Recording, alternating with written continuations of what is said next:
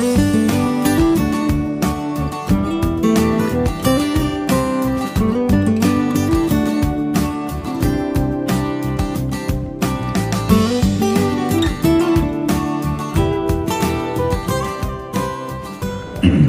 nih, Ustadz As'ad, sekarang kita menghadapi 2024 dengan banyak hal yang bikin hati kita kayak roller coaster gitu ya, jungkir balik gitu. Nah, 2025, bagaimana kita menghadapi 2025 nih? Nah, sekarang langsung saja kepada Ustadz As'ad, apa pesan-pesan buat kami nih para muktamirin, kaum muslimin di Amerika? Mohon, apa pesan-pesan dari Ustadz As'ad buat kami ini, buat strong ya, kuat, hebat, tangguh menghadapi tahun 2025? Dipersilakan Ustadz. Assalamualaikum warahmatullahi wabarakatuh. Alhamdulillah, salawat dan salam kepada Rasulullah Muhammad SAW. Hari ke berapa ini? Hari kedua. Ini mulai berkurang, ya kan? Setan betul-betul tidak pernah membiarkan kita untuk beramal. Ya? Yang datang pun di sini belum tentu semua sama. Ada yang cuma datang gosip. Sudah duduk di sini belum tentu setan membiarkan. Ya, jadi selalu percaya Bu, setan itu tidak pernah membiarkan kita berbuat baik. Dia ganggu terus kita. Nah, caranya dibuatlah kita, saya sudah tahu apa yang dia mau sampaikan. Setan semua itu. Ya, Bu, apa tadi? Saya sudah ingin barunya. Ya. 2025. Jadi Nabi itu diusir dari Mekah ke Madinah. Siapa yang usir? Pamannya sendiri. Bayangkan, Nabi, pamannya sendiri yang usir. Dia datang ke Taif minta pertolongan. Ternyata di Taif pun disambutnya dengan lemparan batu. Datang malaikat Jibril menawarkan bantuan. Muhammad, keterlaluan sudah ini. Saya diperintah Allah, aku berdoa saja, saya angkat ini gunung Taif, saya hancurkan mereka. Kalau saya itu sudah bisa begitu datang mereka, bagaimana ada saat hancurkan? Kami tidak. Jangan, mereka perlakukan saya begitu karena dia tidak tahu apa yang saya bawa. Kalau Allah ingin mendengar doaku hari ini, saya berdoa, ya Allah, berikan mereka hidayah. Kalau bukan bapaknya yang beriman, anaknya nanti yang beriman kepadaku. Kalau bukan anaknya, cucunya. Doa Rasulullah terkabul. Akhirnya di Taif tidak ada satu ekor pun manusia, satu pun manusia yang tidak beriman kepada Rasulullah. Sampai di Mekah, sampai di Madinah, kumpul kaum Muhajir dan Ansor. Lalu Nabi pidato. Saudara-saudara sekalian, kalau kalian mau sukses, nih dengar baik-baik. Anggaplah ini mau tahun baru. Satu, kata Nabi, utlubul ilmu, tuntut ilmu pengetahuan, belajar. Kurang apa bejatnya itu masyarakat jahiliyah. Sampai sekarang tidak ada orang yang disebut jahiliyah, meskipun sifatnya jahiliyah. Ibu tahu tidak itu sifatnya jahiliyah? Dua itu. Jadi jahiliyah itu bukan soal waktu, jahiliyah itu soal karakter, sifat, mindset.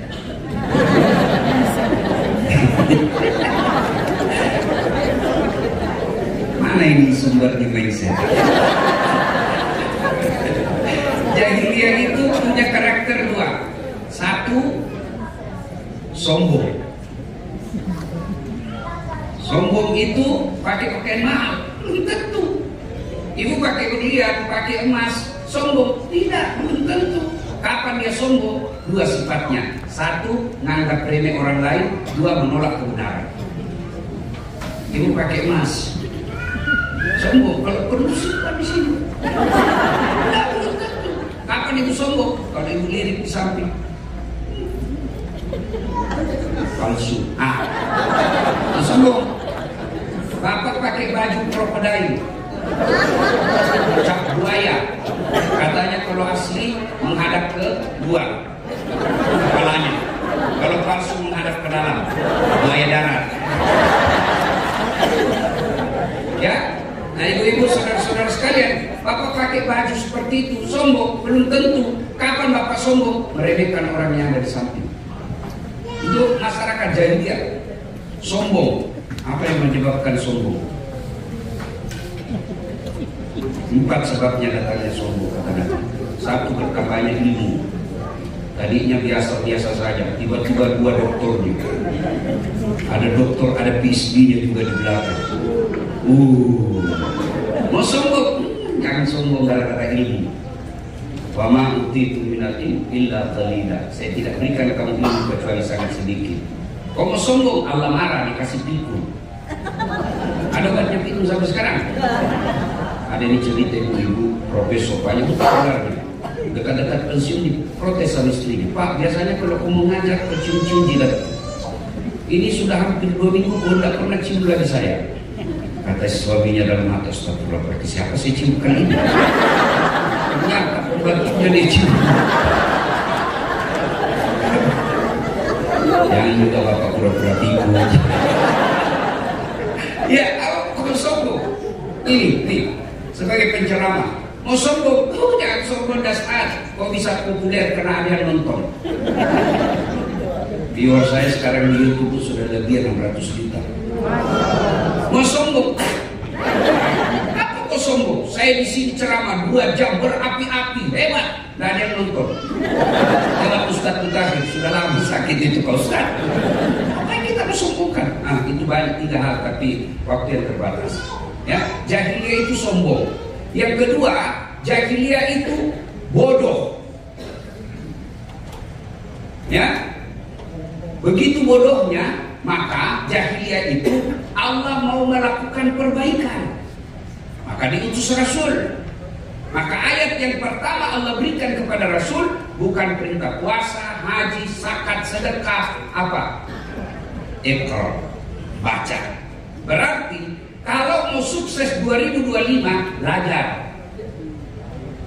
Ibu lebih baik banyak belajar daripada banyak gosip. Ya, ibu lebih baik banyak belajar daripada itu. Belajar. Sekarang hanya orang yang betul-betul jahiliyah yang tidak mau belajar. Zaman saya mau belajar bu agama, belum tentu dapat kitab.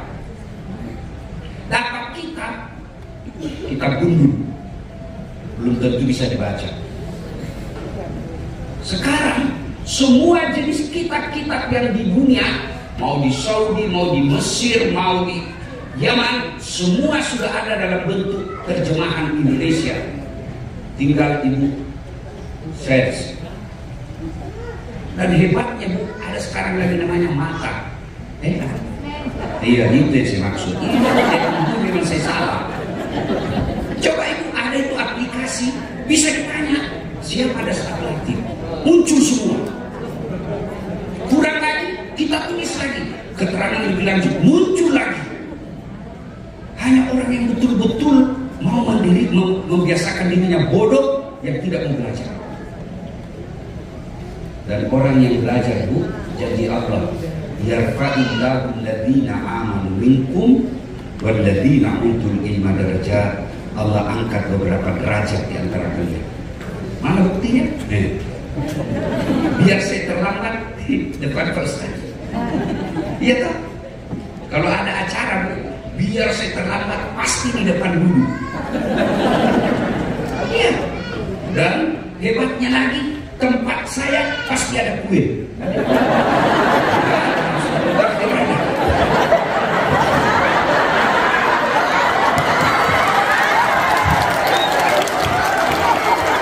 Sorry, I'm just kidding.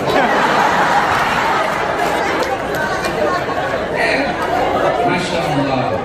Hebatnya lagi, pergi tidak bawa uang, pulang bawa uang. Allah angkat derajatnya orang yang beriman dan berilmu, itu janji Allah.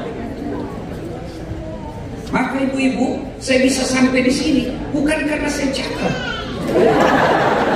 Apa muka saya hancur begini? Betul saya tidak cakap, tapi saya pun pesona. Ada buktinya, ibu-ibu mau foto sama saya.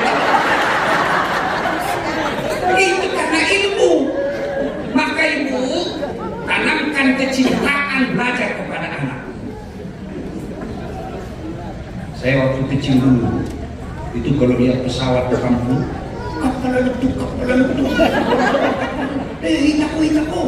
kapal letup, kapal terbang. Biasa saya jatuh di got. Saya bilang dalam hati, bisa aja pas saya naik pesawat itu. Alhamdulillah dengan ilmu bosan saya naik pesawat. Bahkan kadang-kadang private jet.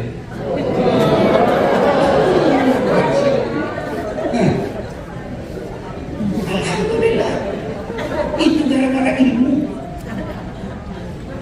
Dulu saya masuk kelas, saya ingat kalau saya sampai sekarang kalau saya masuk di kelas itu mengajar, saya waktu itu di PIS 3 Fisip Unhas ruang 207 Sospol.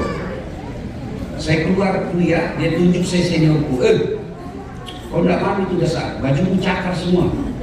Cakar itu baju bekas, rombengan. Kalau di Makassar namanya cakar, cakarung. Cakar itu singkatan dari cakarung. Nah, itu kalau cakar bu 100.000 bisa 10 lembar. Saya cuma bilang dalam hati, ya Allah berikan saya umur panjang, saya bisa berbuat baik kepada orang itu. Alhamdulillah gara-gara ilmu itu yang menghina saya tiap tahun sekarang saya kasih zakat. Gara-gara ilmu. Dulu saya pernah menjadi cleaning service di satu travel yang paling terkenal di Makassar, membersihkan toilet 4 setiap hari. Saya bilang sama koordinator kebersihan, Haji Taba namanya waktu itu, Haji jangan dikasih saya gaji, tapi kalau ada undian umroh kasih masuk sama aku, mudah-mudahan saya bisa umroh gratis. Sampai tutup itu kantor tidak dapat. Tapi alhamdulillah gara-gara ilmu saya punya travel sendiri sekarang.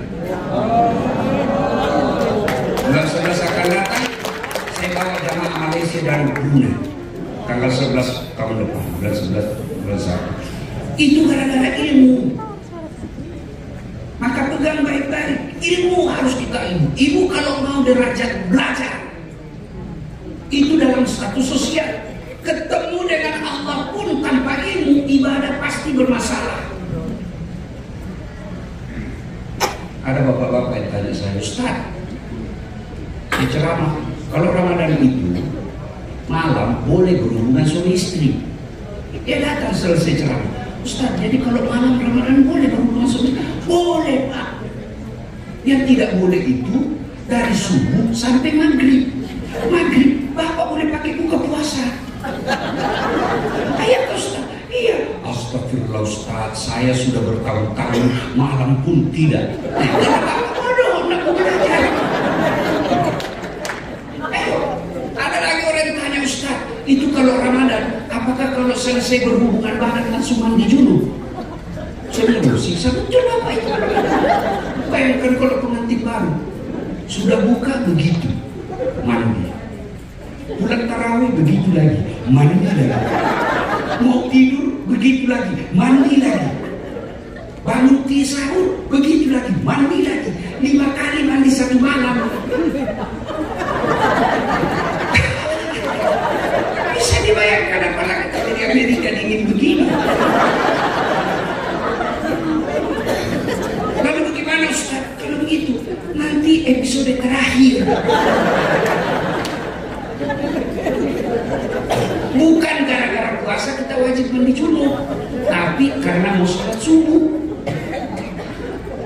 Coba bayangkan, banyak orang menderita beragama gara-gara tidak tahu agama. Bertengkar lagi ya. Allah, mana benar Ustaz? Begini kan? Atau begini? Atau begini? Itu semua ada. Mau begini? Boleh. Mau begini? Boleh. Mau begini? Bawa ada juga sihir. Sudah tidak usah ngusir orang. Ada yang begitu. Nah, maka ibu belajar. Sudah belajar dan tahu, sudah jangan salahkan orang. Satu, ilmu. Waktu yang terbatas. Ya. Ya. Satu dulu, nanti kita selesaikan. Alhamdulillah. Saya yakin penasaran ya. Untuk itu langsung aja kita masuk ke tanya jawab ya. Dipersilakan angkat tangan yang mau duluan. Oke,